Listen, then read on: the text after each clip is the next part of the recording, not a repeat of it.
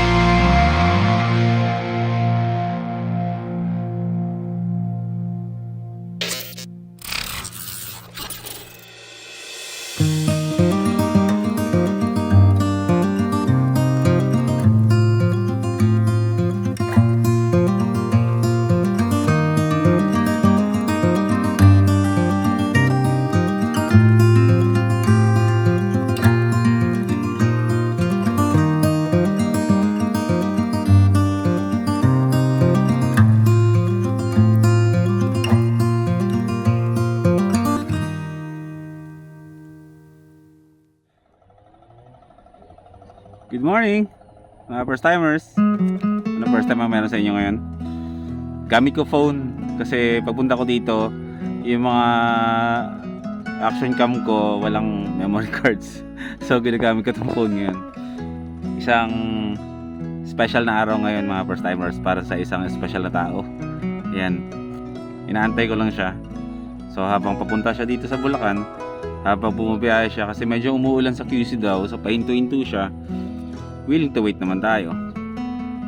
Kamusta mga first timers? Ha? Kamusta ang buhay-buhay nyo? Andito ako ngayon sa lugar na kung saan naging tambayan ko dati. Kung sino pa yung mga nakaalala sa lugar na to, kung anong meron dito sa lugar na to. Okay, lalo na dun sa mga medyo matatagal na nanonood sa akin. Anong puno ang meron dito na ngayon ay wala na? Comment down below mga first timers. Okay? Alam niyo yung alaala ng punong to na kahit wala na yung puno, na-appreciate mo yung halaga. Kasi noong mga panahon nandyan yung puno na yung pinagtatambayan ko. Napakadami naming pinagdaanan sa lugar na to. Before pandemic, dito ang tambayan ko. Bakit ko ito kinikwento? May kinalaman to sa mga bagay na kung paano natin pahalagahan. Okay? Yun yung topic natin ngayong araw na to habang inaantay natin si Bro Ronel habang bumabiyahe siya dito papunta sa First Time Moto. Yung puno na yan dyan sa likuran, yan yung nagsilbing silong ko dati kapag hindi ako okay. Kapag mga panahon na naguguluhan ako, mga panahon na hindi ako makapagdesisyon, mga panahon na hindi ako okay, at mga panahon na okay ako dito. Pero since nawala yun, wala na akong matambayan. Pero ang maganda doon ay na kahit wala na yung puno dito, alam nyo yan mga first timers na mga nauna kung gaano ka-special sa akin itong lugar na to, kung gaano ka-special sa akin yung puno na yun. Pero ngayon wala na. Pero ang kagandahan ay kahit wala na yung isang bagay na yon sa atin, kung iisipin natin at alalahanin, ay nagbibigay pa rin siya ng saya sa atin kahit wala na yung isang bagay. Ang tawag doon is appreciation. Okay, bakit appreciation? Ano bang pinupunto ko dito? Ang pinupunto ko dito is about pagpapahalaga sa anong meron ka na wala sa iba.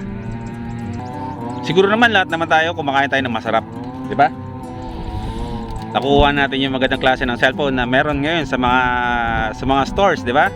Ina-update natin yung mga gadgets natin kapag may bagong lumalabas. Pero ang tanong kasi, nakakakontento ba tayo dun? Di ba aminin sa akin hindi? Kasi kahit gaano pa ba inaasam yung isang bagay na meron ka na, at biglang after a year or within a year, nagpalit yon ng bagong model or nag-upgrade, papalitan mo yan kung kahit gaano mo pagkagusto yung cellphone na hinahawakan mo. Kung kumakain ka ng masarap, hindi ka makakontento dun sa masarap na gusto mong kainin or kinakain mo, maghahanap ka na at maghahanap ng mga pagkain mas masarap pa dun sa kinakain mo. Alam mo ba na may mga taong gustong maranasan yung mga bagay na naranasan natin? Na gusto nilang kainin yung mga pagkain kinakain natin, na para bang hindi na natin na-appreciate. Kasi parang natural na lang sa atin, normal na lang sa atin yung kumain ng ganun. Yun ang pagtutuunan natin pansin. Ipapaliwanag ko sa inyo. Alam nyo to? Skyflakes o sabihin natin Magic Flakes.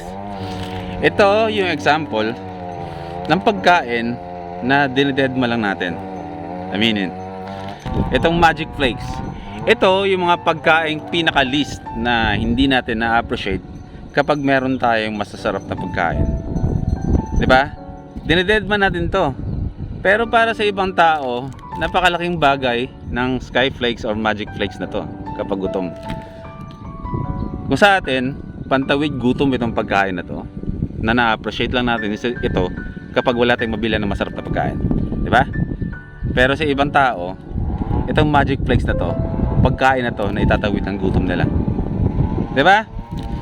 Contentment, 'di ba? Simulan natin sa mga bagay-bagay, maging realidad tayo.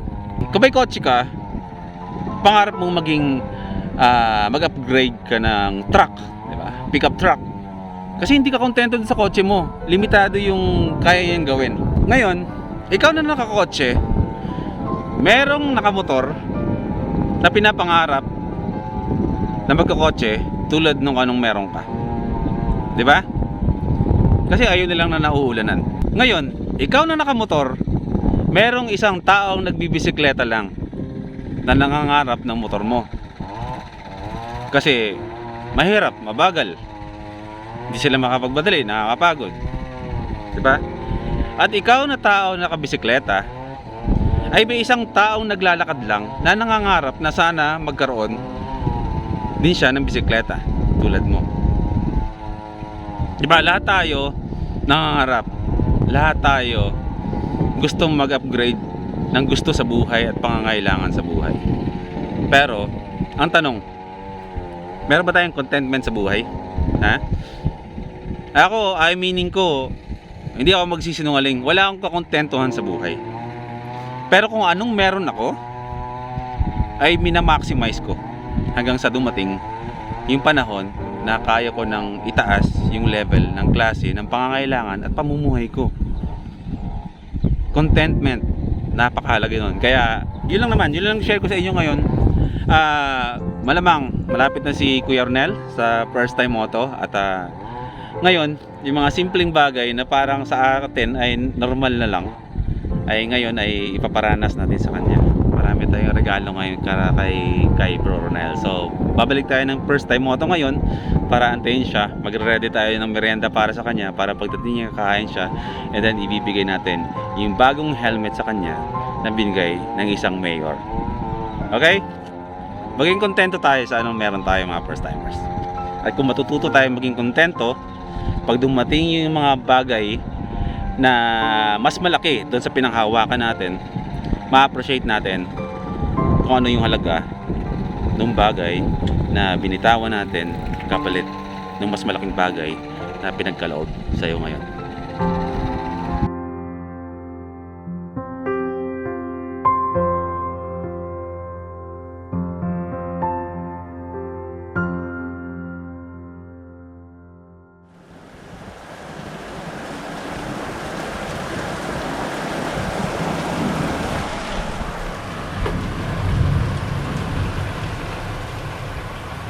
Sobrang lakas ng ulan.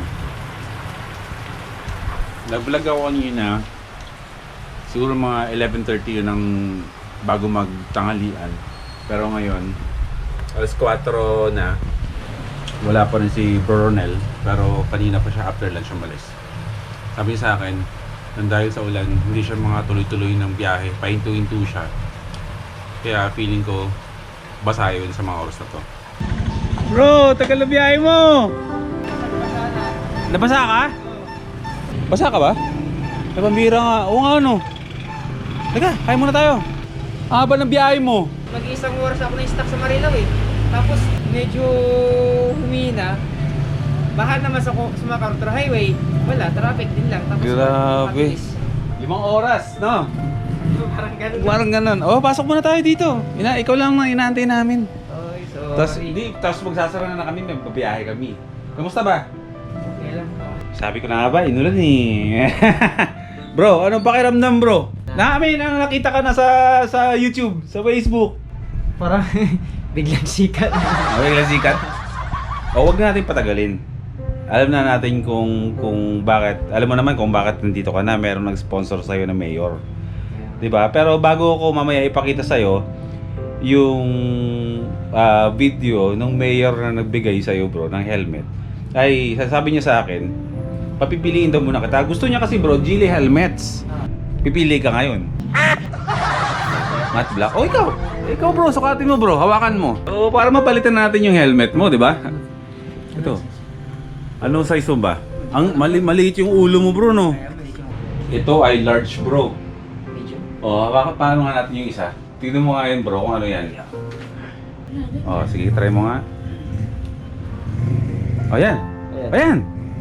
Nice. Okay na yan? O, di ba? Fit siya. Ayan, o sige. Yan na ba yung gusto mo? Oo. O ano, bagay nga sa motor mo, no?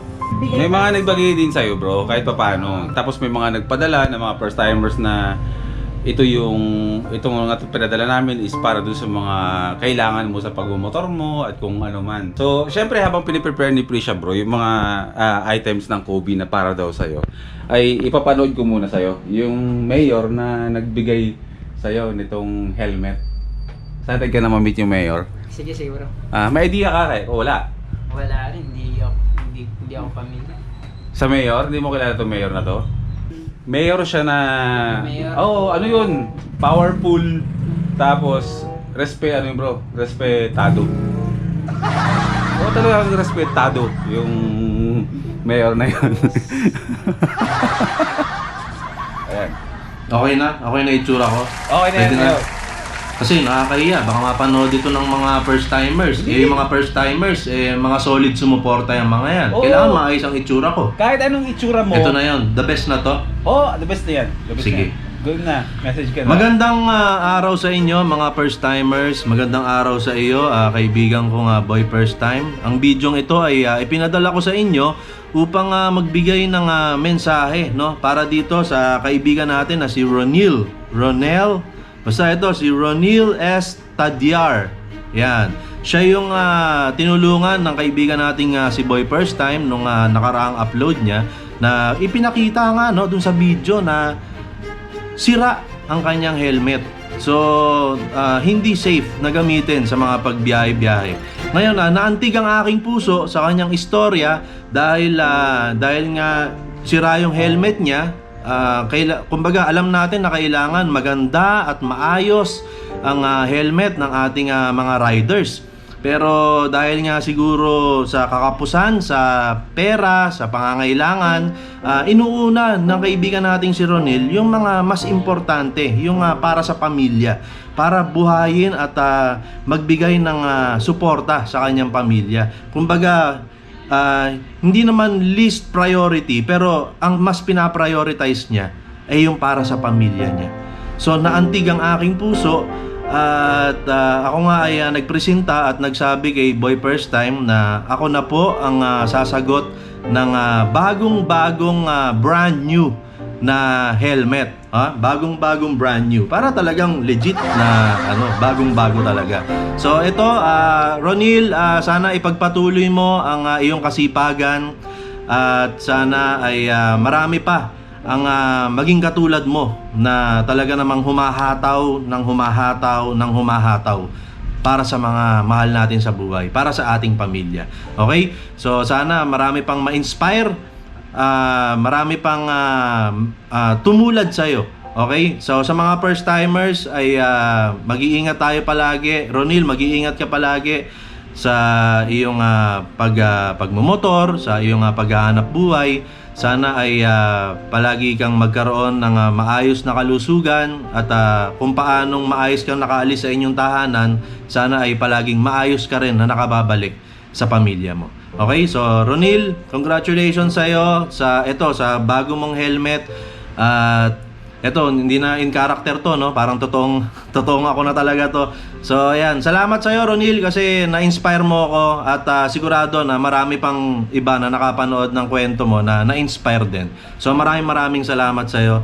At sa kaibigan nating si Boy First Time, Tol, maraming salamat sa pagkakataon na maging parte ng pagtulong mo sa mga kababayan natin. Okay? Anytime. So, ayan, back to character muna ako. At ayan, sana ay maisuot mo ang helmet na ito. Hindi ko alam kung basta ibibigay sa'yo ni Boy First Time yan. Okay? So, ayan, mag-ingat ka palagi, Ronil. At Boy First Time, mag-ingat ka rin palagi. Maraming salamat. First Timers, maraming salamat sa inyo.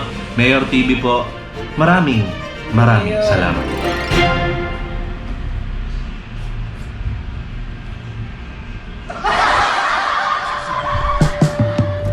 May kalangan pa siya. Hindi bro. Bro, congratulations bro sa bagong helmet mo.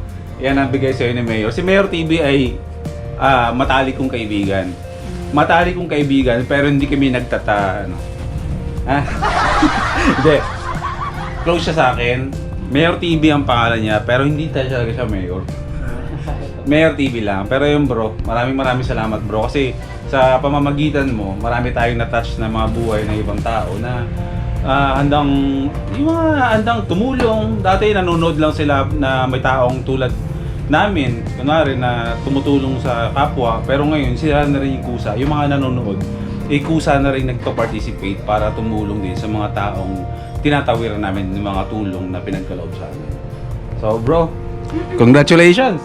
At meron pa dito. Ayan, syempre shoutout kay Aisha Hope Camarquez, tsaka kay Donabel Monterola. May dadagdag pa tayo ngayon sa'yo na Immortal chest bag. Hold on a bit more, 'cause I know you only see the rain, not the rainbow. Deep down, I know you're strong. Give them hell, baby, prove them wrong. 'Cause I know you'll get up again. Better stand up tall, I know you can be brave. Mag-shoutout muna si Bro Rodel. Bro, sino yung shoutout mo? Pa-shoutout nga pala sa mga ka-speedy ko dyan. Sila Dennis, si Mark, si Eds, si John, si Jelon. Maraming salamat sa mga first timers na tumulong kay Bro Ronel sa kanyang mga pangailangan. At syempre, simula sa araw na to, tulad ng mga iba pa natin natulungan, hindi na iba siya sa atin. So, anytime bro, na gusto mong dumaan dito, mag-message ka kung anong kailangan mo, marami kaming handang tumulong para sa'yo. Sige bro ha? Thank you. Ayan, sana yung helmet mo. Ayan, maraming salamat Mayor TV.